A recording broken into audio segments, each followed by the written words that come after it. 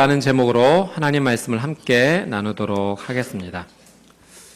여러분, 계속해서 우리가 이 출애굽기 말씀을 이제 함께 나누고 나갈 때 이 모세가 하나님의 말씀, 율법을 받기 위해서 시내 산에 올라가셨던 것을 기억합니다. 그곳에서 며칠 동안 머물렀지요?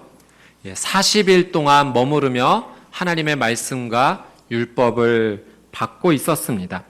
그런데 이 시간 동안 이스라엘 백성들이 그 시내 산 아래에서 하나님께서 원하시지 않는, 하나님께서 정말 싫어하시는 엉뚱한 일을 하고 있었습니다. 그것은 그들이 금을 녹여서 금송아지를 만들고 이 금송아지가 바로 하나님이다라고 이야기하면서 숭배했던 거죠. 하나님께서는 이 일에 대해서 정말로 화가 나셨습니다. 그래서 모세에게 말하기를 내가 이 백성을 진멸하겠다. 하나님께서 그냥 하신 말씀이 아니라 정말로 하나님께서 그 뜻을 이루고자 하셨습니다. 우리 출애굽기 32장 9절에서 10절 말씀 우리 같이 한번 보도록 하겠습니다. 출애굽기 32장 9절 10절 한번 같이 읽어볼까요? 시작.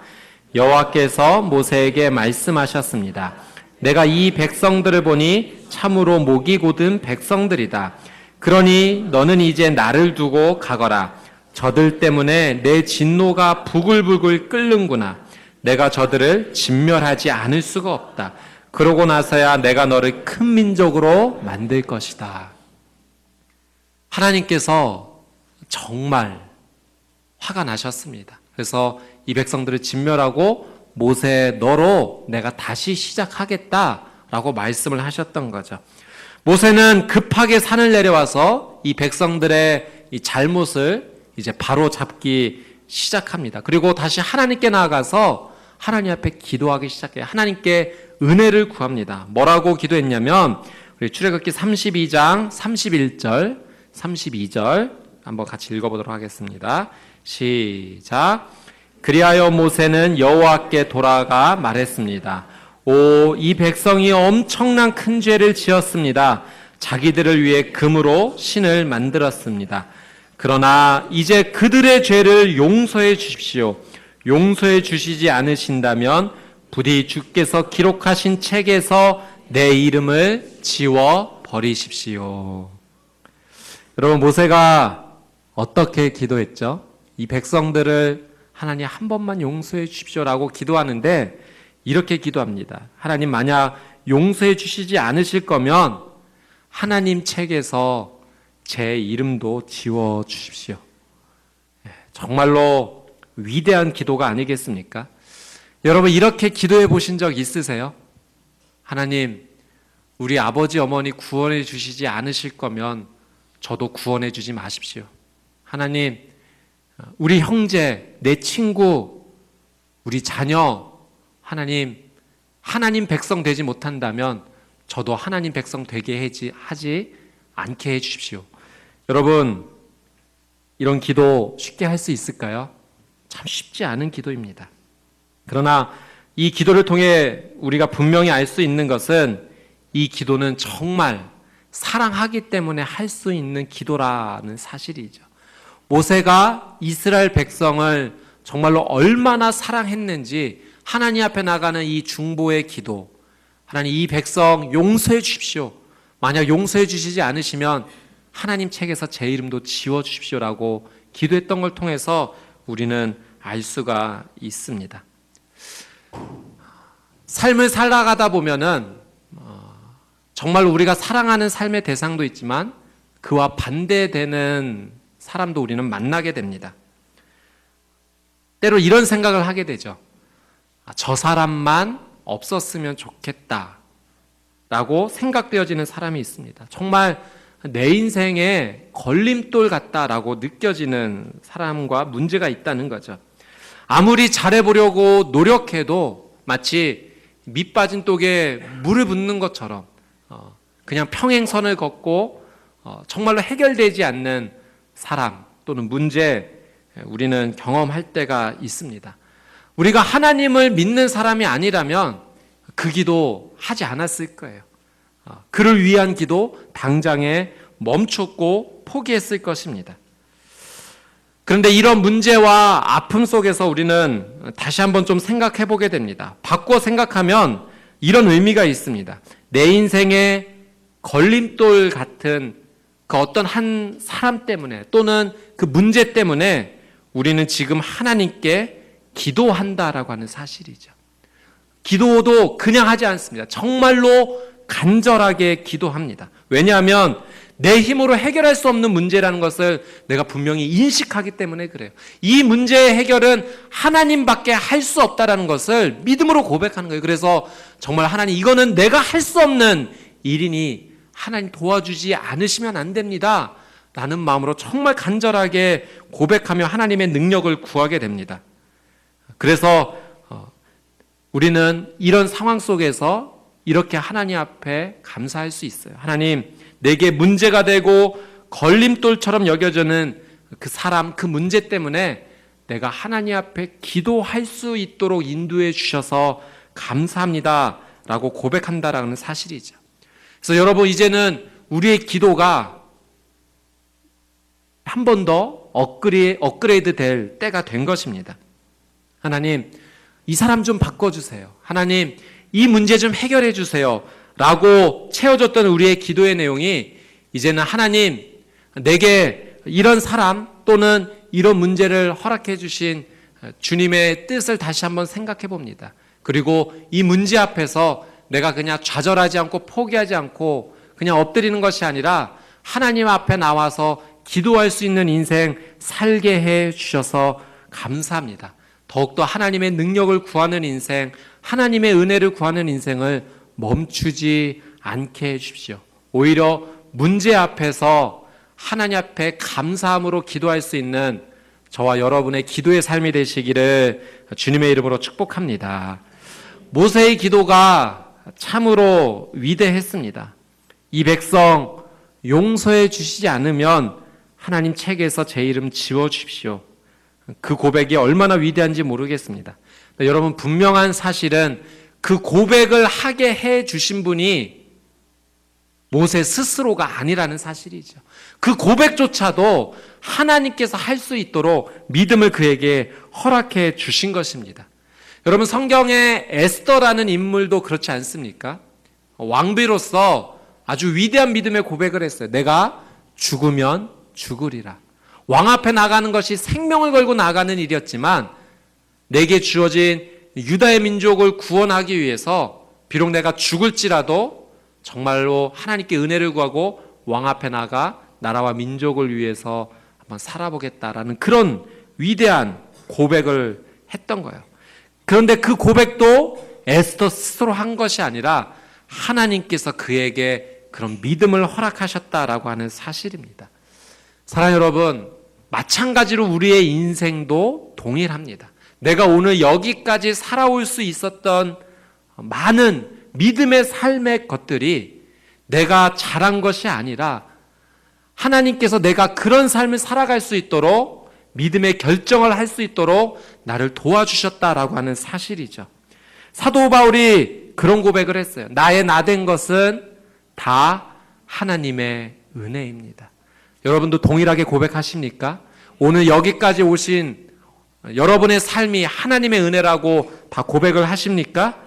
우리 고린도전서 그 은혜 고백 말씀 한번 같이 한번 보도록 원하는데요.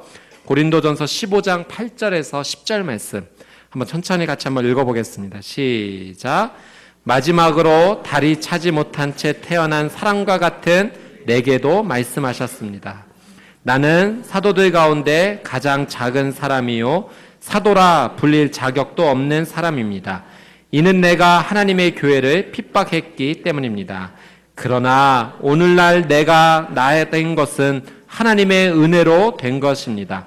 내게 주신 그분의 은혜가 헛되지 않아 내가 어느 사도보다 더 많이 수고했습니다.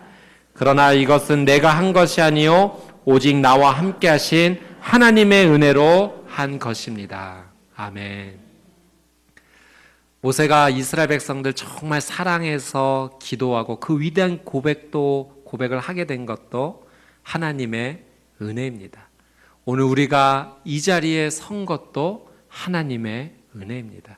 그래서 오늘 우리 시간 이 찬양의 고백을 한번 말씀의 중간이지만 함께 올려드리기를 원해요.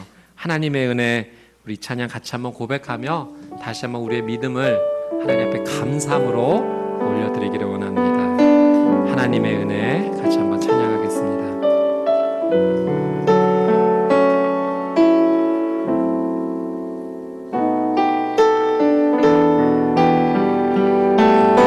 한번 눈을 감고 찬양해 보시죠. 제가 가사를 불러드리겠습니다. 나를 지으시니가 하나님, 나를 지으시니가 하나님, 나를 부르시니가 하나님, 부르시니가 하나님, 나를 보내시니도 하나님, 보내시니도 하나님, 나의 나된 것은 다 하나님 은혜라. 것은 다 하나님 은혜라. 다시 한번 고백합니다. 나를 지으시니가 하나님, 지으시니가 하나님, 나를 부르시니가 하나님, 부르시니가 하나님, 나를 보내시니도 하나님, 보내시니도 하나님, 나의 나된 것은 다 하나님 은혜라. 것은 다 하나님 은혜라. 나의 달려갈 길 다가도, 달려갈 길 다가도, 나의 마지막 호흡 다도록, 나의 마지막 호흡 다도, 나로 그 십자가 품게 하시니, 십자가 품게 하시니, 나의 나된 것은 다 하나님 은혜라. 것은 다 하나님 은혜라.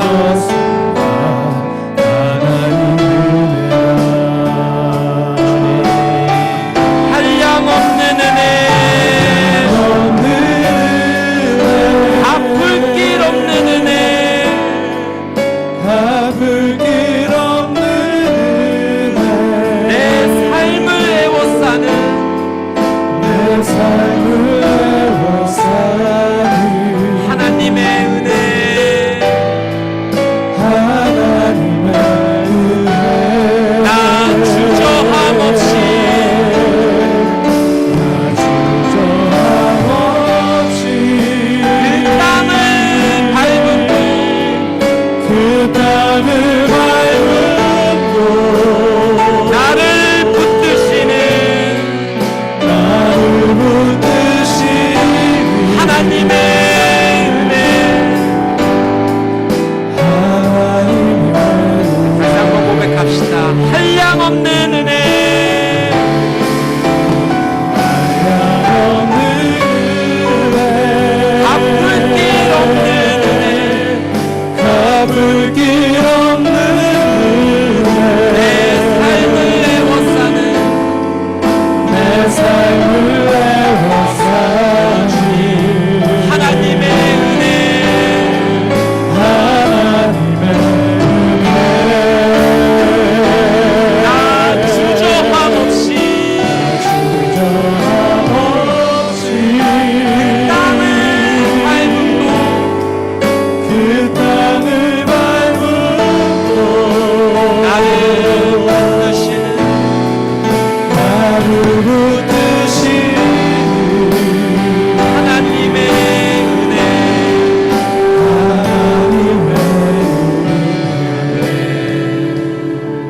오늘날 여기까지 나를 인도해 주신 우리 하나님께 우리 감사의 박수를 한번 올려드리겠습니다. 아멘. 주님을 찬양합니다. 은혜입니다. 나에게 허락된 문제도 은혜로 볼 수 있고, 나에게 허락된 시험도 은혜로 볼 수 있습니다. 오늘 하나님의 은혜로 다시 한번 주님 앞에 나가는 저와 여러분 되시기를 주님의 이름으로 축복합니다. 모세의 이 위대한 중보기도로 하나님께서 이스라엘 백성을 용서해 주셨습니다. 그런데요, 하나님께서 전부 다 용서해 주신 것이 아니라 일부분만 용서해 주신 것을 보게 됩니다. 오늘 출애굽기 33장 1절에서 3절 말씀 한번 같이 보도록 하겠습니다. 출애굽기 33장 1절에서 3절 같이 함께 읽겠습니다. 시작. 여호와께서 모세에게 말씀하셨습니다. 너와 내가 이집트 땅에서 이끌어낸 이 백성들은 이곳을 떠나 내가 아브라함과 이삭과 야곱에게 내 자손에게 주겠다라고 맹세한 그 땅으로 올라가거라. 내가 내 앞에 천사를 보낼 것이다. 내가 가나안 사람과 아모리 사람과 헷 사람과 브리스 사람과 히위 사람과 여부스 사람을 쫓아낼 것이다. 적과 꿀이 흐르는 그 땅으로 올라가거라. 그러나 나는 너희와 함께 올라가지 않을 것이다. 너희는 목이 곧은 백성들이니 여차하면 내가 가는 도중에 너희를 멸망시킬지 모르니 말이다. 아멘.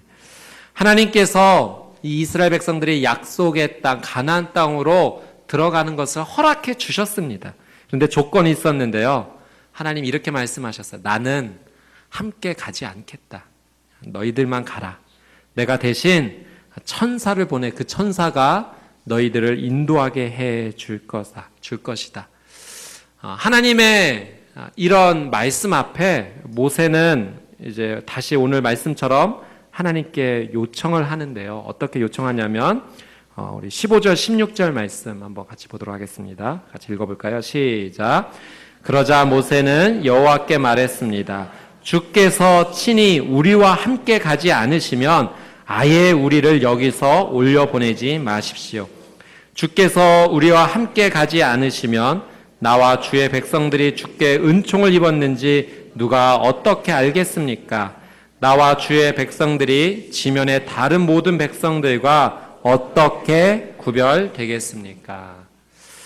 이렇게 기도합니다. 하나님, 같이 가지 않으실 거면 하나님 저희도 가지 않겠습니다. 이런 기도입니다. 하나님께 함께 동행해 달라고 강력한 요청을 하고 있는 겁니다. 하나님이 우리의 가는 길 가운데 함께 해주지 않으면 우리가 가는 그 길이 아무 의미가 없다라고 이야기한 거죠. 하나님 함께 해주지 않는 인생은 무의미한 인생입니다. 라는 믿음의 고백입니다.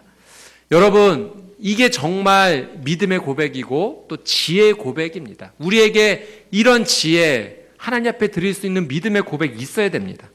하나님께서 이스라엘 백성 축복 안 해주신 것이 아니에요. 그 땅에 들어갈 수 있게 해주겠다라고 약속하셨어요. 다만 하나님께서 함께 하지 않으시겠다라는 것만 하나님 말씀하신 거죠.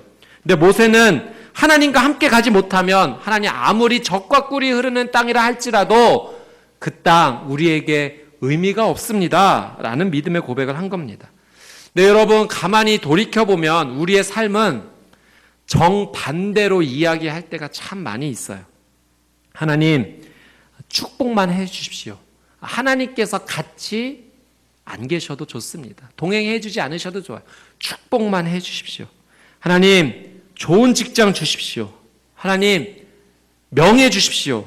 하나님 우리 자녀들 좋은 학교, 좋은 직장, 그리고 결혼만 하게 해 주십시오. 또 하나님 많은 물질만 얻게 해 주십시오. 하나님 안 계셔도 괜찮습니다. 우리가 우리의 입으로 하나님 안 계셔도 좋습니다라고 그렇게 절대 이야기하지는 않아요. 그런데 가만히 우리의 기도를 되돌이켜 보면 그렇게 하는 기도가 채워져 있는 것을 보게 돼요. 하나님 내게 내가 필요한 것만 좀 채워주십시오. 하나님 동행해 주시는 것은 2차원적인 그 다음의 문제입니다. 우리는 하나님을 찾는 기도가 아니라 하나님 주시는 선물에만 집중하고 있는 기도를 한다라고 하는 사실이죠. 그러나 여러분 하나님께서 함께 하지 않으시면 아무리 좋은 땅에 간들 그것이 의미가 없다라는 거. 이게 바로 모세의 지혜이고 모세의 믿음입니다. 우리가 오늘 이 모세의 믿음 앞에서 지혜 앞에서 다시 한번 우리의 삶을 되돌이켜 보았으면 좋겠습니다. 아무리 약속의 땅이 우리에게 주어진다 한들 하나님 계시지 않으면 그것은 정말 소용없는 땅이 되는 거죠. 그래서 창세기 13장 10절 말씀에 보면 이런 말씀 우리가 볼 수 있습니다. 같이 한번 읽어볼까요? 함께 읽겠습니다. 시작. 롯이 눈을 들어 요단의 온 들판을 보니 그곳은 소알에 이르기까지 사방의 물이 넉넉한 것이 마치 여호와의 동산이나 이집트 땅 같았습니다. 이때는 여호와께서 소돔과 고모라를 멸망시키시기 전이었습니다. 아브라함이 롯과 함께 땅을 선택할 때 롯이 처음에 어떤 땅을 선택했냐면 이 소돔과 고모라 땅을 선택했다는 거예요. 왜냐하면 그 땅이 눈으로 보기에는 여호와의 동산처럼 물이 넉넉하고 정말 비옥한 땅이었기 때문에 그래요. 이집트 땅 같았기 때문입니다. 그런데 롯이 정말 중요한 것 한 가지를 점검하지 못했어요. 그것은 그 땅에 하나님께서 함께 하시는가, 함께 하지 않으시는가. 가장 중요한 것을 점검하지 못한 것입니다.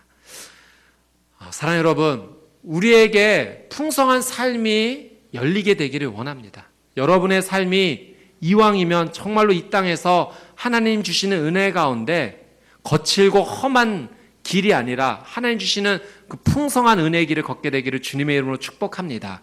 근데 여러분, 정말 중요한 것은 그 풍성한 삶의 그것이 전부가 아니라 정말 그 길에 하나님께서 나와 함께 하시는가를 먼저 바라보았으면 좋겠어요. 그래서 우리의 기준이 다시 한번 새로워졌으면 좋겠어요. 하나님과 함께 하는 곳이 아니라면 하나님 아무리 좋은 땅이라 한들 가지 않는 믿음 주십시오.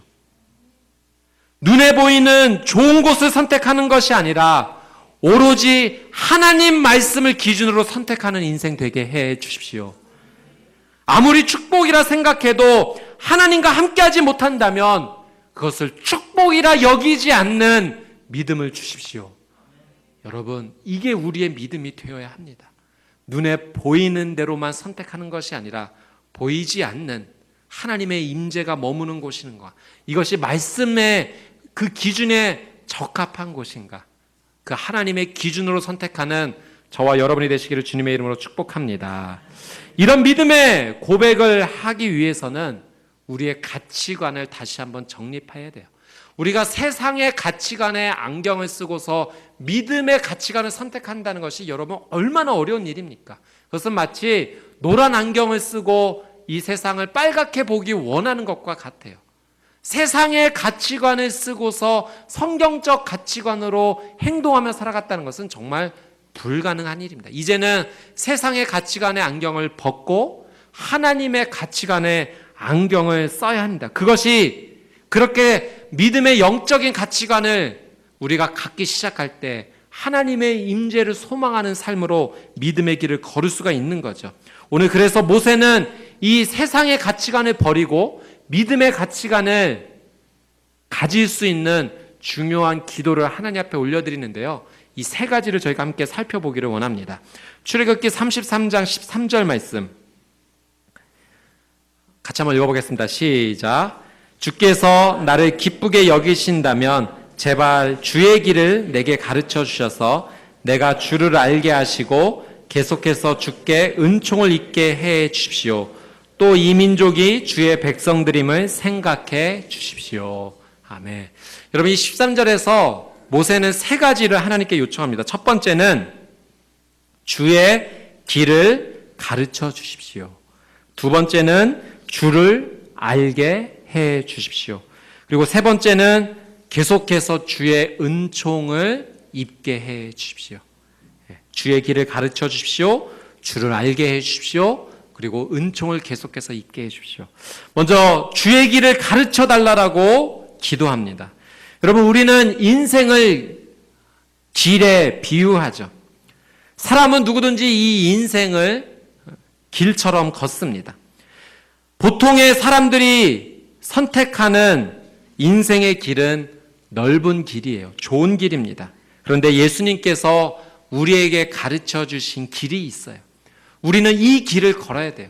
모세가 주의 길을 가르쳐 달라고 기도한 것처럼 우리는 예수님께서 가르쳐 주신 그 인생의 길을 걸어가야 된다는 거죠. 어떤 길을 가르쳐 주셨는가? 마태복음 7장 13절 14절. 마태복음 7장 13절 14절 같이 읽겠습니다. 시작. 좁은 문으로 들어가라. 멸망으로 인도하는 문은 크고 그 길은 넓어 그곳으로 들어가는 사람이 많다.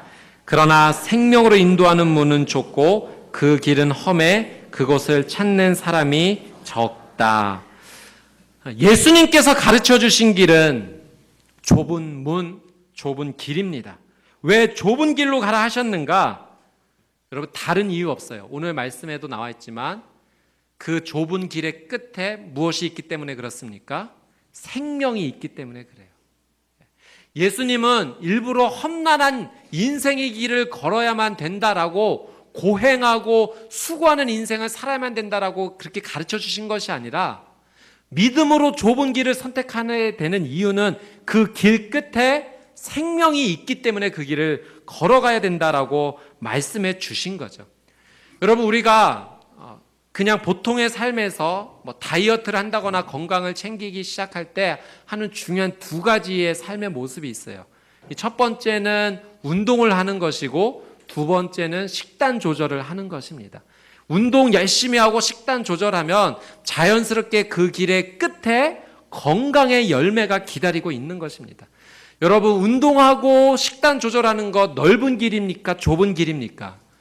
참으로 비좁은 길입니다. 그 길에 가는 것이 너무나도 어려워요. 그런데 여러분, 그 길을 걸어가야 되는 거예요. 왜요? 그 길의 끝에 건강의 열매가 있기 때문에 그렇습니다. 마찬가지로 우리가 믿음의 길을 걸어가야 되는 이유, 믿음을 선택하며 예수님께서 가르쳐 주신 그 말씀의 기준을 삶아 걸어가야 되는 이유는 그 길의 끝에 생명이 있기 때문에 그런 것이죠. 사랑하는 여러분, 우리는 계속해서 하나님 앞에 이런 기도할 수 있어야 돼요. 주의 길을 가르쳐 주십시오. 내 삶의 순간순간마다 하나님 앞에 이 길이 주님 원하시는 믿음의 길입니까? 주님, 이 길을 걸어가는 것이 믿음입니까? 물어봐야 돼요. 주님께서 그래, 맞아, 이 길이 믿음의 길이야. 이 믿음의 길 끝에 생명이 있을 것이야. 주님께서 우리에게 말씀해 주신다면 비록 좁고 험난할지라도 그 믿음의 길을 걸어가는 저와 여러분이 되시기를 주님의 이름으로 축복합니다. 두 번째, 모세가 기도했던 것, 주를 알게 해 주십시오 라고 기도했다는 거죠. 주님을 알게 해 주십시오. 여러분, 아마 이 세상에서 하나님을 가장 친밀하게 경험했던 사람을 순위로 매긴다면 모세는 항상 상위권에 들 사람이에요. 그만큼 하나님을 알았던 사람입니다. 그럼에도 불구하고 모세는 이 기도를 멈추지 않았어요. 주님을 더 알고 싶습니다. 주님을 더 알고 싶습니다. 여러분, 우리 인생의 가장 중요한 목적 가운데 하나는 하나님을 알아가는 거예요. 우리는 왜 이 인생을 살아가는 것인가? 하나님을 알고 싶어서. 그것이 여러분의 믿음의 고백이 되기를 주님의 이름으로 축복합니다. 하나님을 알아가야 돼요. 하나님을 많이 알수록 우리는 하나님의 진리에 가까워지게 되죠. 그래서 요한복음 8장 32절, 저희가 잘 아는 말씀, 진리를 알지니 진리가 너희를 자유케 하리라. 하나님을 알아가고 그 하나님의 진리에 가까워질수록 그 진리가 우리를 얽매이고 우리의 삶을 속박하는 것이 아니라 우리는 그 하나님을 알아갈수록 더욱더 자유하는 인생을 살게 되는 것입니다. 사랑하는 여러분, 기도하세요. 하나님을 알기 원합니다. 하나님의 생각을 알기 원합니다. 주님의 언어를 알기 원합니다. 하나님의 마음을 알기 원합니다. 주님이 바라보는 그 시각이 내 시각이 되기를 원합니다. 여러분, 이 기도를 우리가 매일 드릴 수 있다면 우리는 세상의 가치관을 벗고 믿음의 가치관으로 하나님 원하시는 그 거룩한 삶을 살게 될 줄 믿습니다. 세 번째로 모세가 기도했던 것, 계속해서 주께 은총을 입게 해 주십시오. 은혜를 입게 해달라고 모세가 기도했어요. 여러분, 우리가 이 기도해야 됩니다. 가장 중요한 기도예요.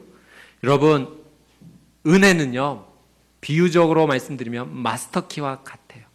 이 마스터키는 모든 문을 다 열 수 있는 키입니다. 은혜가 우리의 인생 가운데 임할 때, 하나님의 은혜가 우리의 인생 가운데 임할 때 우리의 삶은 그제서야 해결되고 풀어지게 될 것입니다. 은혜는요, 모든 것을 가능하게 하는 하나님의 선물입니다. 그래서 여러분, 예수님께서 이렇게 이 땅에 오셔서 삶을 보내실 때 예수님의 삶에 특징이 있었어요. 특별히 저희가 이번 주에 어린이 주일로 또 사랑하는 자녀들 축복하면서 이 주일을 하나님 앞에 믿음으로 고백하고 나가고 있는데요. 예수님의 어린 시절 어떠했는가? 누가복음 2장 40절 말씀. 누가복음 2장 40절 말씀 같이 읽어볼까요? 시작. 아이는 점점 자라가며 강해지고 지혜가 충만했으며 하나님의 은혜가 그 위에 있었습니다. 아멘. 사랑하는 여러분, 하나님의 은혜가 임하는 삶, 이 삶이 여러분의 삶이 되기를 주님의 이름으로 축복합니다. 이 삶이 여러분의 자녀의 삶이 되기를 주님의 이름으로 축복합니다. 우리가 구할 기도는 하나님의 은혜예요. 하나님 은혜만이 필요합니다. 모세는 계속해서 하나님의 은총이 임하게 해달라고 기도했던 거죠. 느헤미야의 삶에도 이런 은혜 있었어요. 우리 느헤미야 2장 8절 말씀 볼까요?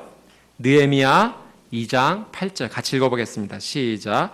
그리고 왕의 살림 감독 아삽에게 친서를 내리셔서 성전 옆 성문과 성벽과 제가 살게 될 집의 들보 제목을 내주도록 해 주십시오. 왕은 내게 허락해 주었습니다. 내 하나님의 은혜로운 손길이 내 위에 있었기 때문입니다. 아멘. 여러분, 느헤미야가 자신의 고향 예루살렘 성벽을 재건하는 것에 이 아수에로 왕에게 그러니까 도움을 요청합니다. 그때 왕이 이것을 허락해 주었는데 느헤미야가 고백하기를 왕이 그런 허락을 주었던 이유는 다른 것 아니다. 하나님의 은혜로운 손길이 내 위에 있었기 때문이다. 이것이 여러분의 믿음의 고백이 되기를 주님의 이름으로 축복합니다. 누군가 여러분에게 어떻게 해서 이런 놀라운 삶을 살게 되셨어요? 네, 하나님의 은혜로운 손길이 제 위에 있었습니다. 이런 믿음을 고백할 수 있다면, 사랑하는 여러분, 모세가 기도했던 그 기도, 저와 여러분의 기도, 우리 평택 온누리교회의 기도가 되기를 주님의 이름으로 축복합니다. 하나님의 은혜로운 손길이 임하면 환경의 지배를 뛰어넘게 되는 거예요. 상황을 뛰어넘는 인생을 살게 되는 것입니다. 은혜가 임하는 것 자체가 하나님의 임재의 상징이기 때문에 그렇습니다. 오늘 이렇게 하나님의 임재와 은혜를 구하는 모세에게 하나님께서 그의 기도를 다 응답해 주세요. 그래, 내가 그렇게 할게. 근데 하나님께서 그렇게 응답해 주시는 가운데 하셨던 표현이 있어요.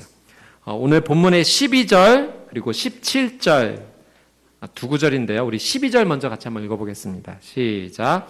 모세가 여호와께 말했습니다. 주께서 내게 이 백성들을 이끌라고 줄곧 말씀해 오시지 않으셨습니까? 그러나 나와 함께 누구를 보내실지 알려주지 않으셨습니다. 주께서 말씀하셨습니다. 내가 너를 이름으로 알고 너는 내게 은총을 입었다라고 말입니다. 그러니까 하나님께서 모세에게 하신 말씀이 있었던 거예요. 뭐라고 말씀하셨냐면 내가 너를 이름으로 알고 내가 너의 이름을 안다 말씀하신 거죠. 그리고 너는 내게 은혜를 입었다. 우리 17절 말씀도 볼까요? 시작. 그러자 여호와께서 모세에게 네가 말한 그대로 내가 하겠다. 네가 내 은총을 입었고 내가 너를 이름으로 알기 때문이다 라고 말씀하셨습니다. 하나님께서 모세의 그 기도 응답해주고 또 그에게 그렇게 하겠다 말씀하시면서 하셨던 공통된 모세 인생 가운데 하셨던 표현, 모세야 나는 너의 이름을 알아 라고 말씀하셨다는 거죠.